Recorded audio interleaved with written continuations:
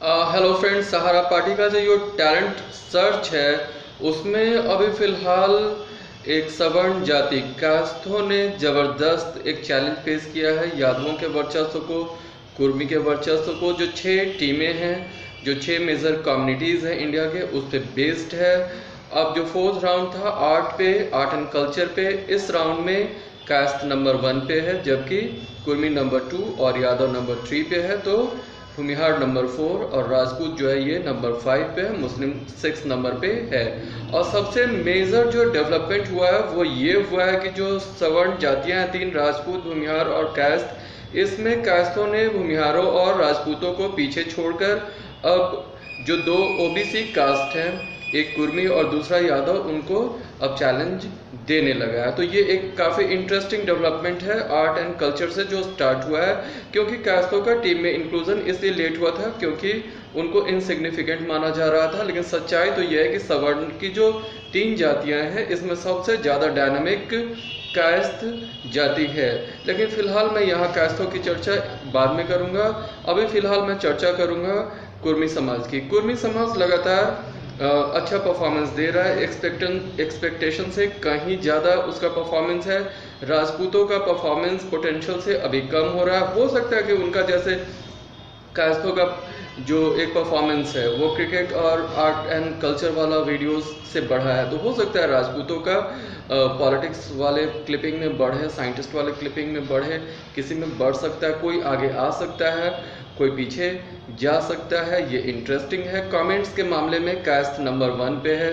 सधे हुए कमेंट्स होते हैं, अच्छे कमेंट्स होते हैं। और कमेंट्स के मामले में जो भी निगेटिव जिनका भी अप्रोच रहेगा उनका जो मार्क्स है वो माइनस कर दिया जाएगा। अब जैसे कुर्मी समाज ने यह डिमांड किया था कि सरदार पटेल ने कुर्मी समाज को, जो डिफरेंट पार्ट्स में रहते हैं, उनको यूनाइट करने का बहुत अच्छा प्रयास किया था, सराहनीय प्रयास किया था। वो एक राष्ट्रीयता को बढ़ाने का एक कदम था, क्योंकि राष्ट्रीयता स्टेप बाय स्टेप ही बनता है और ईंट ईंट को जोड़कर ही तैयार किया जाता है। तो आप ये काम कीजिए, जो काम सरदार पटेल नहीं कर पाए हैं या अधूरा कर पाए हैं उसको आप पूरा कीजिए, तब फिर आपकी लोकप्रियता काफ़ी बढ़ जाएगी। क्योंकि आपका ऐसा समझ है इसलिए आपकी लोकप्रियता भी उसी अनुपात में कम है। तो आप नेक्स्ट सरदार पटेल बन सकते हैं और तब हम लोग आपकी मूर्ति एक उनसे भी बड़ी बनवा देंगे। तो चलिए, अब जैसे कुर्मी समाज के सरनेम और ब्रांचेस क्या हैं, तो जैसा कि अक्सर हम लोग स्टार्ट करते हैं ईस्टर्न जोन से। तो ईस्टर्न जोन जैसे बंगाल है, तो बंगाल में एक पॉपुलर सरनेम जो कुर्मी समाज का है ये मंडल होता है। ये बीपी मंडल उसी समाज से हैं जो एक बंगाली कुर्मी होता है जो प्रायः लैंडलॉर्ड होता है। बीपी मंडल के बारे में अक्सर ऐसा समझा जाता है कि वो यादव समाज से आते हैं। यादव समाज से वो नहीं आते हैं, वो कुर्मी समाज से आते हैं। बीपी मंडल जो सोशल जस्टिस के आइकन है। इसके अलावा बंगाल में सरकार सरनेम हो सकता है, मजुमदार सरनेम भी हो सकता है, जो कुर्मी जमींदार हैं वहाँ पे बंगाल में। अब चले आते हैं बिहार। अब जैसे बिहार और कुर्मी का संबंध कुछ ऐसा ही है, जैसे ऐसा समझा जाता है कि ये ओरिजिनेटिंग प्लेस है जहाँ से कुर्मी कंट्री के अन्य भागों में, अन्य हिस्सों में जाके फैले हैं। और यहाँ पे पॉपुलर सरनेम पटेल हो सकता है, सिन्हा हो सकता है, सिंह भी होता है। ये पॉपुलर सरनेम है बिहार में। और बिहार की चर्चा कम करेंगे क्योंकि वहाँ सभी लोग जानते हैं कि नीतीश कुमार जो है वो कुर्मी हैं और वो डेवलपमेंट के फेस हैं। और ऐसा कुर्मी समाज का तब क्यों समझना है कि वो ज़्यादा डेवलपमेंट ओरिएंटेड होते हैं समाज के अन्य वर्गों से। उनका ये आरोप है कि जो भूमिहार होते हैं ये टैलेंटेड तो होते हैं लेकिन केयरलेस होते हैं। राजपूत भी टैलेंटेड होते हैं लेकिन ये लिथार्जिक होते हैं, निकम्मे होते हैं, आलसी होते हैं, किसी हद तक सही जान पड़ता है। अब सीधे तौर पे यूपी आ जाते हैं। यूपी में सरनेम और ब्रांचेस जो है, एक मल ब्रांच है जो ईस्टर्न यूपी में है, सैनी ब्रांच जो है वेस्टर्न यूपी में है। एक सरनेम इनका वहाँ पे मालवीय हो सकता है।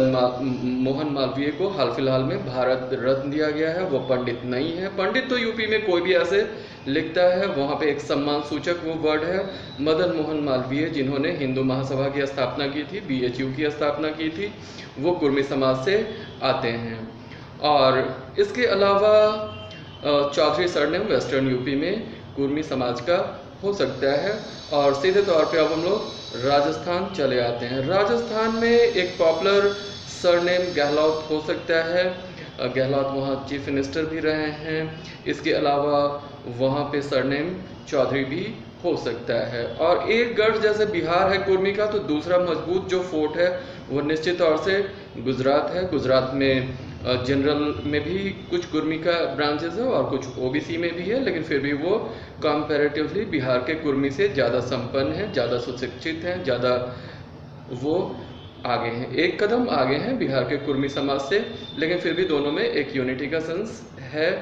और सीधे तौर पे उनके सरनेम्स भी आ जाते हैं। सरनेम वहाँ पे चौधरी, देसाई, देशमुख, देशराज ऐसा हो सकता है। महाराष्ट्र भी एक स्ट्रांग होल्ड है कुर्मी का, और महाराष्ट्र में सरनेम शिंदे हो सकता है। और इसके अलावा नायक जो है वो भी कुर्मी का एक इम्पॉर्टेंट सरनेम है।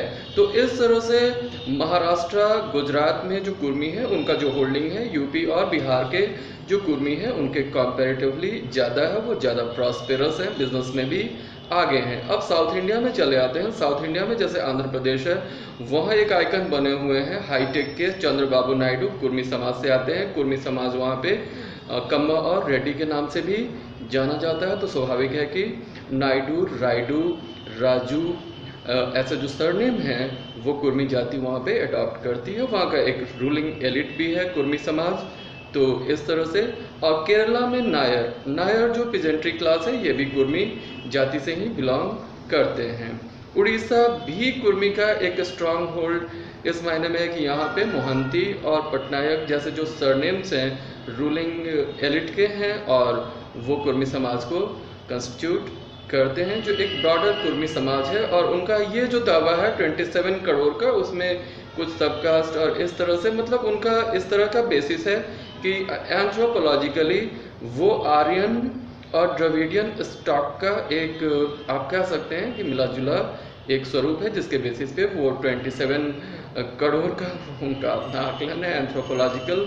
तो फिलहाल अभी स्टैचू बनाने की कोई ज़रूरत नहीं है। अभी मैं हूँ और स्टैचू बनाने की ज़रूरत नहीं है। सरदार पटेल बहुत बड़े नेशनलिस्ट लीडर है, उन्हीं की मूर्ति अगर बड़ी रहे, मेरी ना हो तो अच्छी है। मैं जहाँ पे हूँ, जैसा हूँ, अच्छा हूँ, क्योंकि मैं नेशनलिस्ट नहीं हूँ, क्योंकि मैं इंटरनेशनलिस्ट हूँ, क्योंकि मैं इंडो आर्यन हूँ। धन्यवाद दोस्तों।